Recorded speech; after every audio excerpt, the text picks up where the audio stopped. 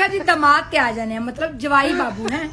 दमादां दी बड़ियां किस्मां ने जिवें तुहानूं सस दी सौहरे दी जठानी दी जेठ दी दिओर दी दरानी दी किस्मां दसियां ना इंज मैं क्या जवाइयां दी किस्मां ने अज पहली किस्म डिस्कस करनी है खड़ूस जवाई। खड़ूस जवाई वो हुंदे ने जिन्हां हर मौके ते रंडी रोड़ा पाना हुंदा है, हर जगह ते पिट स्यापा पाना हुंदा है, कोई मौका खाली नहीं जान देना हुंदा। घर भावें चंगे भले होण पर सौहरे दे घर जाके इंज बिहेव करना कि बड़ा ही सहन कीता उन्हां दी धी नूं रख के ते उन्हां दे घर आके वो गड्डी च निकल के ते इंज आकर आकर टुरेगा ते इंज एटीट्यूड ते बिहेव जिवें बड़ा ही कोई आया वड्डा कोई करनल। ते सौहरिਆਂ ने अगर अपनी किसी छोटी धी दा या पुत्तर दा रिश्ता करना होवे तो सब तो ज्यादा फिक्र हुंदी है मंगनी अज ते जे जवाई नूं सद्दांगे तां भी जलील होवांगे, नवें रिश्तेदारां सामने कोई गल ना कर दे कोई मिसबिहेव ना कर दे ते जे ना सद्दांगे तां साडी धी नूं जलील करेगा। उन्हां नवें रिश्तेदारां दी इन्नी परेशानी नहीं हुंदी,